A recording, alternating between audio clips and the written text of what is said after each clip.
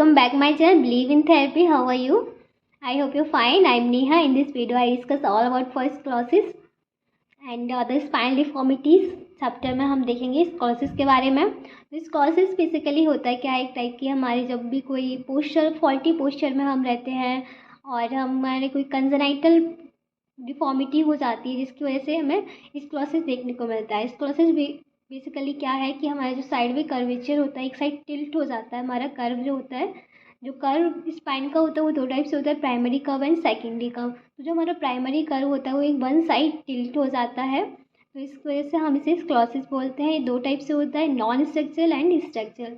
जो non structural होता है उसे ट्रांसिएंट करते हैं, वो हम फिजियोथेरेपी के द्वारा ठीक कर सकते हैं। एंड एक स्ट्रक्चरल होता है वो परमानेंटली होता है, उसमें हमें रिक्वायरमेंट होती है सर्जरी की। तो हम देखते हैं स्क्लेरोसिस का फर्स्ट पॉइंट हमारा क्या है। Sclerosis is the sideway curvature of the spine. जैसे कि आप यहाँ देख सकते हैं, यहाँ पे साइडवे कर्वेचर हो गया स्पाइन का। And this is two type, structure and non structural. Non structural जो स्ट्रक्चरल है वो परमानेंटली है एंड नॉन स्ट्रक्चरल है वो ट्रांजिएंट होता है। हम क्लासिफिकेशन करेंगे स्क्लेरोसिस का बेस के स्ट्रक्चरल एंड नॉन स्ट्रक्चरल के बेस पे। तो जो स्ट्रक्चर होता है वो इडियोपैथिक होता है, कंजेनाइटल स्क्लेरोसिस होता है, पैरालिटिक स्क्लेरोसिस होता है, अदर कुछ पैथोलॉजी की वजह से स्क्लेरोसिस होता है। नॉन स्ट्रक्चर में क्या होता है, हमारा फॉल्टी पोस्चर स्क्लेरोसिस हो जाता है, कंपनसेंट्री स्क्लेरोसिस होता है एंड सियाटिक स्क्लेरोसिस होता है। हम फर्स्ट ऑफ सबसे पहले हम नॉन स्ट्रक्चरल स्क्लेरोसिस के बारे में डिस्कस करते हैं। तो जो ये स्क्लेरोसिस है हमारे एग्ज़ाम के बेस में बहुत ज़्यादा इम्पॉर्टेंट है। 5 या 6 नंबर का क्वेश्चन पूछ लेते हैं शॉर्ट में। So non structural sclerosis basically क्या है, जिसे हम फिजियोथेरेपी के से ट्रीट करके इसे हम फिर से सही कर सकते हैं। तो ये इसमें क्या होता है कि इट इज़ मोबाइल और ट्रांजिएंट स्क्लेरोसिस होता है। मोबाइलाइज होता है, मतलब मोबाइल होता है एंड ट्रांजिएंट स्क्लेरोसिस होता है। तो फर्स्ट ऑफ हमारा posture sclerosis, second compensatory sclerosis, then third sciatic sclerosis. तो पोस्चर स्क्लेरोसिस में क्या होता है, this is most common in seen adolescent girls. ये हमें ज़्यादातर गर्ल्स में देखने को मिलता है, और जो लॉन्ग मतलब जिनकी हाइट काफ़ी अच्छी होती है उन लोगों में भी हमें ये पोस्चर स्क्लेरोसिस देखने को मिल सकता है। सो मेनली हमें एडोलेसेंट गर्ल्स में देखने को मिलता है। First point, the curve is mild and convex, usually left. तो जो कर्व होता है वो लेफ्ट साइड में माइल्ड होता है एंड कॉन्वेक्स होता है, जैसे कि यहाँ पर देख सकते हैं लेफ्ट साइड में ये माइल्ड है एंड ये क्या कॉन्वेक्स फॉर्म में है।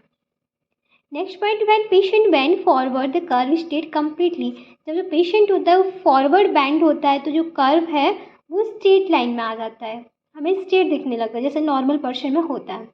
नेक्स्ट हम देखते हैं कंपनसेंट्री। कंपनसेंट्री स्क्लेरोसिस में क्या होता है कि कंपनसेट हो जाता है जब पेल्विस हमारी टिल्ट होता है। जैसे कि कोई पर्सन है जब वो सिटिंग पोजीशन में आता है तो जो जो स्क्लेरोसिस है, वो जो कर्व है वो वहाँ से डिसअपियर हो जाता है, हमें दिखाई नहीं देता कि इस पर्सन को स्क्लेरोसिस है, नॉर्मल ही स्ट्रक्चर दिखता है। This sclerosis is compensate for tilt of pelvis, means hip disease और फॉर ए शॉर्ट लेग।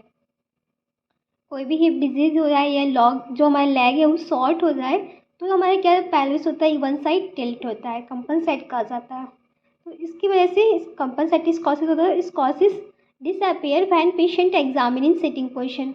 जब पेशेंट को हम एग्जामिन करेंगे सिटिंग पोजीशन में तो हमें कर्व देखने को नहीं मिलेगा, क्योंकि जब वो स्टैंड करे मतलब खड़ा हुआ है पेशेंट तो उसके क्या होगा कि एक वन साइड टिल्ट हो जाता है, क्योंकि उसका leg one side leg short है, तो इसलिए हमें ये स्क्लेरोसिस देखने को मिलता है। सियाटिक स्क्लेरोसिस क्या होता है बेसिकली, जिसमें ये यूनिलेटरल होता है, painful spasm of paraspinal muscles in case prolapse intervertebral disc. जब हमारी इंटरवर्टिबल डिस्क होती है वो प्रोलैप्स कर जाती हैं तो एक वन साइड पेनफुल होता है, स्पाज्म हो जाता है हमारी पैरास्पाइनल मसल्स का, तो इसकी वजह से हमें सियाटिक स्क्लेरोसिस हो जाता है, पेनफुल होता है ये। नेक्स्ट हम देखते हैं स्ट्रक्चरल स्क्लेरोसिस के बारे में। सो स्ट्रक्चरल स्क्लेरोसिस होता है एक टाइप की परमानेंटली डिफॉर्मिटी होती है। कुछ इसके सब टाइप्स हैं, जैसे कि हमारा फर्स्ट हो गया इडियोपैथिक एंड सेकेंड इज हमारा congenital sclerosis, third is paralytic sclerosis and fourth is other pathologies. तो हम फर्स्ट देखते हैं इडियोपैथिक में क्या होता है कि इसके जो कॉमन टाइप्स होता है, ये जो इडियोपैथिक है बहुत कॉमन होता है स्ट्रक्चरल स्क्लेरोसिस में। तो first is it begin during infancy, childhood और एडोलेसेंस। ये जो इडियोपैथिक स्क्लेरोसिस होता है ये काम बिगिन हो जाता है इन्फेंसी के टाइम भी, चाइल्डहुड के टाइम भी एंड एडोलेसेंस के टाइम भी। नेक्स्ट इन्फेंटाइल जो स्क्लेरोसिस होता है, जब इन्फेंसी के टाइम हमें स्क्लेरोसिस देखने को मिलता है तो उसमें क्या होता है कि begin in first year of life it can be resolving at progressive time. ये फर्स्ट ईयर ऑफ लाइफ में बिगिन हो जाता है, जब बेबी जो होता है वह 1 साल का हो जाता है तो ये हमें देखने को मिलता है। और इसमें क्या होता है, ये रिसॉल्विंग है और प्रोग्रेसिव टाइप का भी मीन्स फिर से ये सही भी हो सकता है एंड प्रोग्रेसिव मीन्स आगे और भी ज़्यादा जैसे एज के अकॉर्डिंग बढ़ता भी जाएगा। नेक्स्ट इज थोरेसिक रीजन पे। थोरेसिक रीजन में क्या होता है कि फॉर्मेशन ऑफ रिब एक रिब हम फॉर्मेशन हो जाता है, मीन्स जिसे हम बोलते हैं कुबर टाइप का फॉर्मेशन हो जाता है रिब हम। एंड लंबर रीजन पे क्या होता है, इसमें मॉडरेट कर्व होता है, गोज अननोटिस। जो मॉडरेट कर्व होता है क्योंकि लॉर्डोसिस एरिया पे, लंबर एरिया पे थोड़ा सा हॉलो लाइक स्ट्रक्चर होता है तो वहाँ पे जो कर्व होता है और इस टाइप में कोई भी हम नोटिस नहीं कर सकते, मॉडरेट कर्व होता है इसलिए अननोटिस्ड रहता है। नेक्स्ट हम देखते हैं कंजेनाइटल स्क्लेरोसिस के बारे में। जो कंजेनाइटल स्क्लेरोसिस होता है वो बाई बर्थ होता है, जिसमें कि फर्स्ट है हमारा हेमी वर्टिब्रा, ब्लॉक वर्टिब्रा, अनसेगमेंटल वार। तो हम जब रेडियोलॉजिकल डेमोन्स्ट्रेट करते हैं तो उसमें हम देखते हैं हेमी वर्टिब्रा में क्या होता है कि 1/2 वर्टिब्रा जो होती है वहाँ पे ग्रो कर जाता है sclerosis, one side 1/2।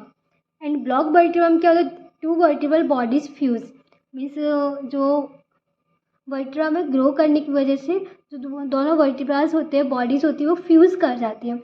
Next is unsegmented वार। इसमें हमें क्या करें, प्रिवेंटिंग ग्रोथ, जो भी ग्रोथ हो रही है स्पाइन उसे प्रिवेंट करता है अनसेगमेंट। तो ये हमारा कंजेनाइटल स्क्लेरोसिस होता है।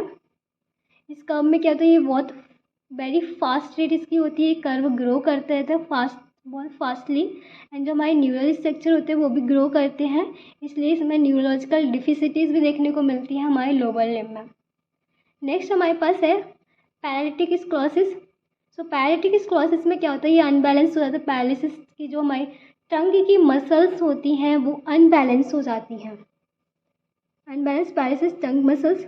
सो जो मेन कॉमन इसका जो कॉमन कॉज होता है, मोस्ट कॉमन पोलियोमाइलाइटिस होता है। डेवलपिंग कंट्रीज में पोलियोमाइलाइटिस होने की वजह से ये हमें देखने को मिलता है पैरालिटिक स्क्लेरोसिस।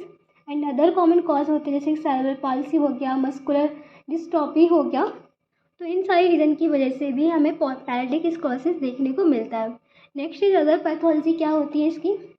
अदर पैथोलॉजी में कुछ और अदर कॉजेज होते हैं स्ट्रक्चरल स्क्लेरोसिस के लिए, जैसे कि न्यूरोफिब्रोमाइसिस हो गया एंड एक शार्प काइफो स्क्लेरोसिस हो गया। तो ये हमारे अदर पैथोलॉजी में आती है, कोई अदर पैथोलॉजी होने की वजह से जो स्क्लेरोसिस होता है। सो ये हमारी टाइप क्लासिफिकेशन था structural and non structural sclerosis का। नेक्स्ट हम देखते हैं पैथोलॉजी।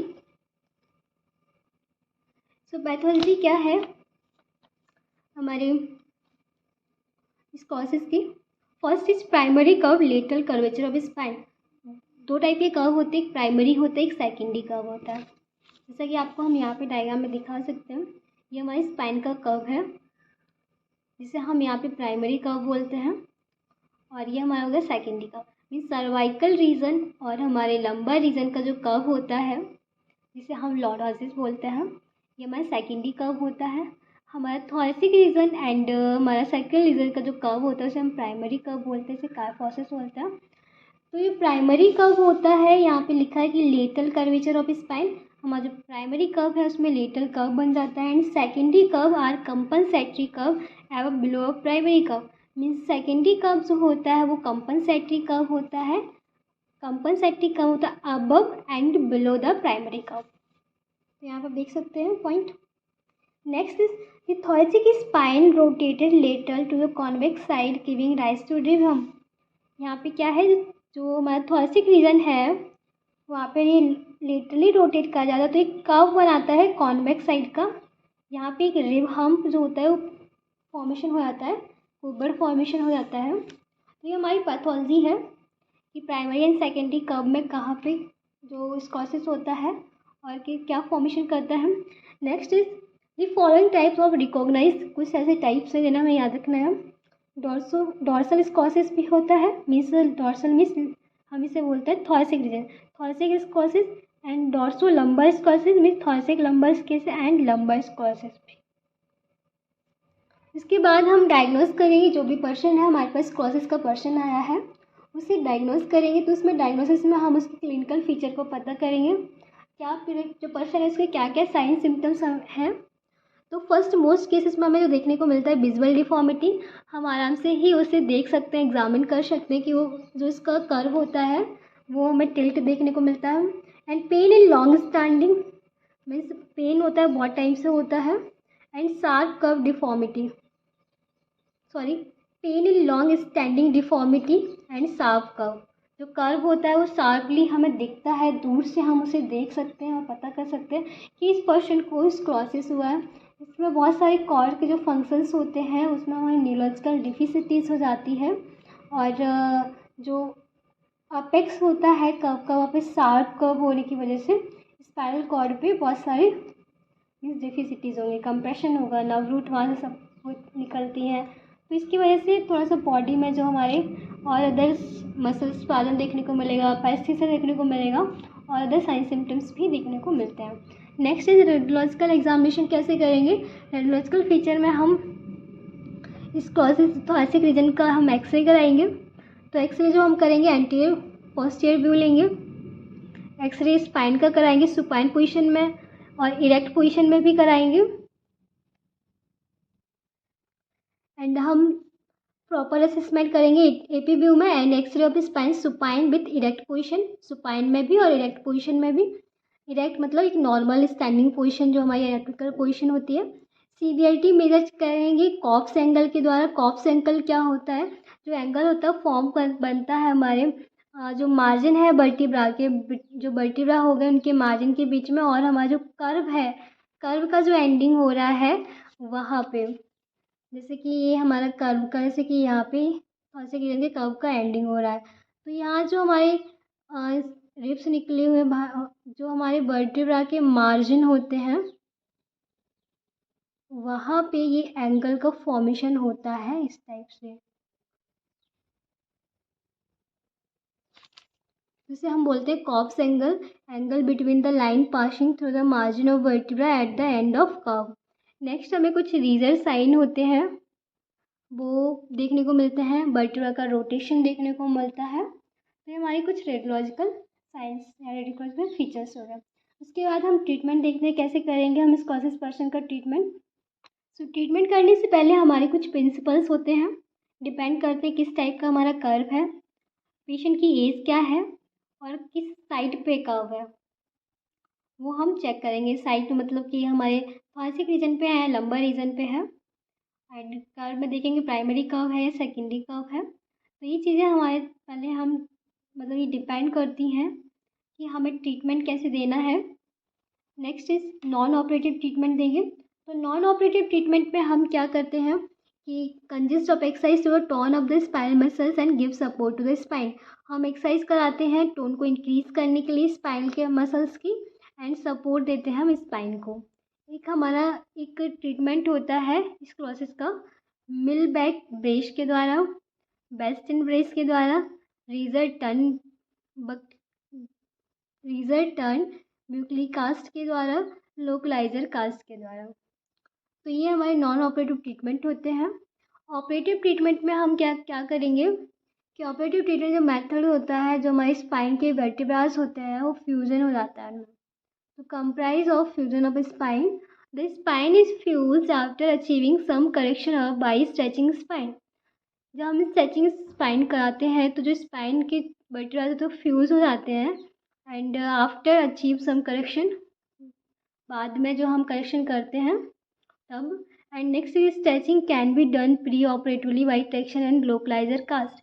स्ट्रेचिंग हमें करनी है ऑपरेशन से पहले ट्रैक्शन के द्वारा एंड लोकलाइजर कास्ट के द्वारा। नेक्स्ट इट कुड अचीव्ड पर operatively by pedicle screw and road fixation. जब हम ऑपरेशन होते हैं वो अचीव कर लेते हैं, सक्सेसफुली ऑपरेशन हो जाता है, तो उसमें क्या करते हैं पेडिकल्स का यूज़ करते हैं, स्क्रू का, रॉड फिक्सेशन का यूज़ करते हैं ऑपरेटिवली ट्रीटमेंट में। तो यहाँ पे आज का जो हमने वीडियो में देखा कि इस क्लॉसिस क्या होता है, इसके टाइप्स क्या हैं, क्लासिफिकेशन कैसे किया, इसको हमें डायग्नोसिस किया, रेडियोलॉजिकल फीचर्स देखे एंड ट्रीटमेंट देखा operatively and non operative. I hope आपको वीडियो समझ आया होगा। If If you like my video, please do not forget this like and subscribe. Thank you.